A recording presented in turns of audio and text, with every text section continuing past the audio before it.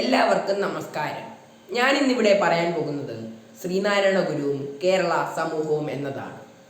ഒരു ജാതി, ഒരു മതം, ഒരു ദൈവം മനുഷ്യന്. ഈ വാക്യം കേൾക്കാത്തവർ കേരളത്തിലെ മലയാളികൾ ഉണ്ടാവുകയില്ല. ഈ വാക്യം പറഞ്ഞത് നമ്മുടെ സ്വന്തം ശ്രീനാരായണ ഗുരു തന്നെയാണ്. 19-ാം നൂറ്റാണ്ടിലെയും 20-ാം നൂറ്റാണ്ടിലെയും കേരളത്തെക്കുറിച്ചും കേരളത്തിൻ്റെ സാമൂഹിക കാര്യങ്ങളെക്കുറിച്ചും പഠിക്കുന്നവരെല്ലാം ശ്രീനാരായണ ഗുരുവിനെ കുറിച്ച് കൂടുതൽ അറിവുള്ളതായിരിക്കും. കാരണം അത്രമാത്രം സ്വാധീനമാണ് നമ്മുടെ കേരള ജനങ്ങൾക്ക് വേണ്ടി ശ്രീനാരായണ ഗുരു നടത്തിയത്.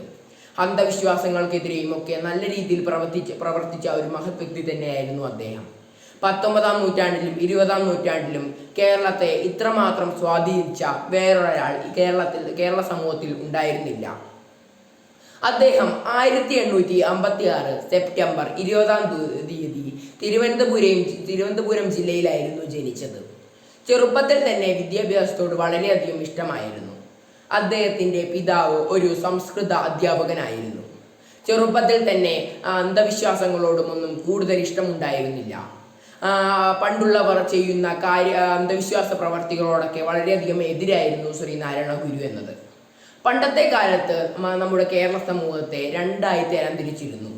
സവർണർ എന്നും അവർണർ എന്നും. നായർ, ബ്രാഹ്മണർ എന്നിവരെയൊക്കെ സവർണർ എന്നും അതിനു താഴെയുള്ളവരെ അവർണർ എന്നുമൊക്കെ ആയിരുന്നു തരം തിരിച്ചിരുന്നത്. അവർണർക്ക് വിദ്യാഭ്യാസത്തിനോടും ക്ഷേത്രത്തിൽ പ്രവേശിക്കാനും ഒന്നും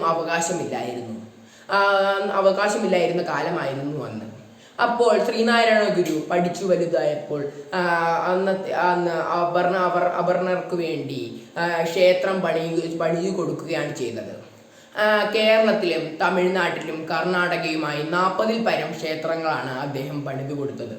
അതിനുശേഷം അവർണരായ കുട്ടികൾക്ക് പഠിക്കാൻ വേണ്ടി വിദ്യാലയങ്ങളും അദ്ദേഹം നിർമ്മിച്ചിട്ടുണ്ട്. അദ്ദേഹം ഒരു അവർണ ജാതിയിൽപ്പെട്ട ആളായിരുന്നു.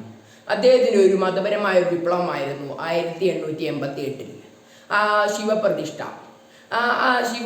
ശിവലിംഗവുമായി ക്ഷേത്രത്തിലോട്ട് പ്രവേശിക്കാനിരിക്കുമ്പോൾ സവർണർക്ക് അത് ദേഷ്യമുണ്ടാക്കി. കാരണം പണ്ടത്തെ കാലത്ത് അവർക്ക്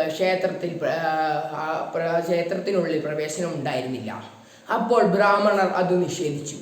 അങ്ങനെ ശ്രീനാരായണ ഗുരു അതിൻ്റെ ഉത്തരം അവിടുത്തെ ഭിത്തിയിൽ എഴുതി വെക്കുകയാണ് ചെയ്തത്.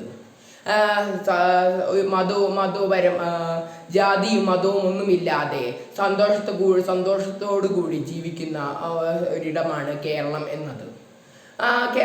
തൻ്റെ മതപരമായുള്ള മുന്നേറ്റത്തിൽ 3 കാര്യങ്ങളായിരുന്നു ശ്രീനാരായണ ഗുരു നോക്കിയിരുന്നത്. മതനശീകരണം, അന്ധവിശ്വാസ നശീകരണം, വിദ്യാഭ്യാസം വളർച്ച എന്നിവയൊക്കെയായിരുന്നു അത്. മതവും ജാതിയും ഒക്കെ നൃത്തം ചെയ്യുന്ന ഒരു കാലത്തായിരുന്നു ശ്രീനാരായണ ഗുരു ജീവിച്ചിരുന്നത്. അപ്പോഴായിരുന്നു സ്വാമി വിവേകാനന്ദൻ നമ്മുടെ കേരളത്തെ ഭ്രാന്താലയം എന്ന് വിശേഷിപ്പിച്ചത്. അതിനുശേഷമാണ് ശ്രീനാരായണ ഗുരു SNDP എന്ന സ്ഥാപനം തുടങ്ങിയത്. ശ്രീനാരായണ ഗുരു ധർമ്മ പരിപാലന യോഗം എന്നായിരുന്നു അതിൻ്റെ മുഴുവൻ നാമം. അതിനുശേഷം രവീന്ദ്രനാഥ് ടാഗോറും മഹാത്മാഗാന്ധിജിയും ഒക്കെ അത് വന്ന് കാണുകയും ചെയ്തിട്ടുണ്ടായിരുന്നു. കേരളത്തിന് വേണ്ടി ഇത്രയും അധികം സംഭാവന ചെയ്ത വേറൊരു വ്യക്തിയും 19-ാം നൂറ്റാണ്ടിലും 20-ാം നൂറ്റാണ്ടിലും അന്ന് ജീവിച്ചിരുന്നില്ല. കാരണം അത്രമാത്രം ആയിരുന്നു അന്ധവിശ്വാസങ്ങൾക്കെതിരെയും മതത്തിനെതിരെയും പ്രവർത്തിച്ചിരുന്നത്. ഇത്രയും പറഞ്ഞുകൊണ്ട് ഞാൻ എൻ്റെ പ്രസംഗം നിർത്തുന്നു. നന്ദി.